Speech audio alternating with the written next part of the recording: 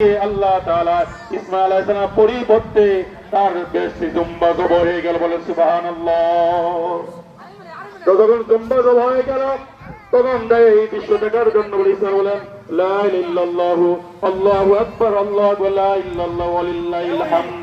এই যে বাক্যটা ইব্রাহিম আলাইহিস সালাতু ইব্রাহিম আল্লাহু আকবার আল্লাহু দুনিয়ায় আসলেন, বললেন লা ইলাহা ইল্লাল্লাহু আল্লাহ তাআলা আল্লাহ ছাড়া কোনো মাবুদ নাই, আল্লাহ আল্লাহ ওয়ালিল্লাহিল হামদ, সকল কিছু প্রশংসা আল্লাহ তাআলার জন্যই। এইভাবে আল্লাহ তাআলা বলেন আল্লাহ তাআলা তার স্বপ্নটা দেখতে চাইছেন, তার সময় বাস্তবায়ন করেন কিনা। এই জন্য বলেন ইন্না হাযা লাহুল বালাউল মুবিন। এইটা ইব্রাহিমের জন্য বিশাল একটা সুস্পষ্ট একটা পরীক্ষা ছিল। আল্লাহ তাআলা বলেন ওয়াবাদাইনাহু বিযিবহিন আযীম। আর আমি ইব্রাহিম আলাইহিস সালাতু ওয়াস সালামের মহান এক জবের মাধ্যমে আমি তাকে মুক্তি দান করলাম। ওয়াতারাকনা আলাইহি ফিল আখিরিন। আর পরবর্তী প্রজন্মের জন্য তার উত্তম আদর্শ নমুনার জন্য কিয়ামত পর্যন্ত আল্লাহ তাআলা রেখেছেন।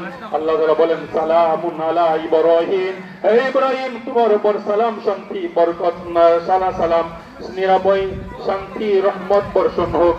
আমরা যে কুরবানি দিচ্ছি, আল্লাহ তাআলা বলেন ফাসাল্লি লিরাব্বিকা ওয়ানহার। ও আমার বান্দা বান্দিরা, তোমরা রবের নামে সালাত আদায় করো এবং কুরবানি করো। রবের নামে সালাত আদায় করো এবং কুরবানি করো।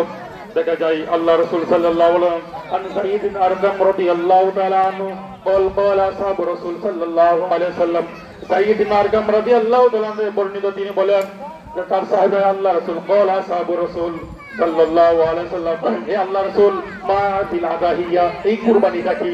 আমরা যে কুরবানি দেই এই কুরবানিটা কি? তিনি বলেন قال সুন্নাত আবিকুম ইব্রাহিম। এই কুরবানি হচ্ছে আমাদের মুসলিম জাতির পিতা ইব্রাহিম আলাইহিস সালাতু ওয়াস সালামের সুন্নাত। এটা কার সুন্নাত? ইব্রাহিম আলাইহিস সালাতু ওয়াস সালামের সুন্নাত। আল্লাহ রাসূল সাহাবায়ে বলেন বলু ফামা লানা ফিয়া ইয়া রাসূলুল্লাহ, হে আল্লাহ রাসূল এই কুরবানির মধ্যে কি রয়েছে? ফামা লানা ফিয়া ইয়া রাসূলুল্লাহ, হে আল্লাহ রাসূল এই কুরবানির মধ্যে আমাদের কি কল্যাণ নিহিত রয়েছে? বলা আল্লাহ রাসূল সাল্লাল্লাহু আলাইহি ওয়াসাল্লাম বলেন বিকুল্লি শাআরাতিন হাসানা। আল্লাহ বলেন তোমরা যে কুরবানিকৃত পশুর প্রত্যেকটা পশমের বিনিময়ে আল্লাহ তাআলার নিকট একটি নেকি রয়েছে। যতগুলো কুরবানিকৃত পশুর রোম আছে, প্রত্যেকটা রোম বা পশমের বিনিময়ে আল্লাহ তাআলার নিকট কুরবানির নেকি দিয়ে থাকেন। আল্লাহ রাসূল সাল্লাল্লাহু আবার সাহারা প্রশ্ন করেন বলু ফাসুফু ইয়া রাসূলুল্লাহ, হে আল্লাহ রাসূল সাল্লাল্লাহু বলেন বেড়ার বেলাও কি তাই? কারণ বেড়াকে দেখতে অনেক পশম মোলা দেখা যায়।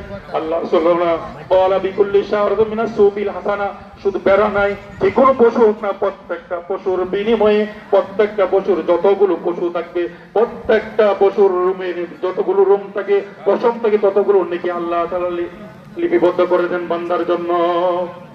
আল্লাহ তাআলা বলেন লা ইয়ানালাল্লাহু লুহুমুহা ওয়ালা দিমাউহা ওয়ালাকিন ইয়ানালুহু তাকওয়া মিনকুম।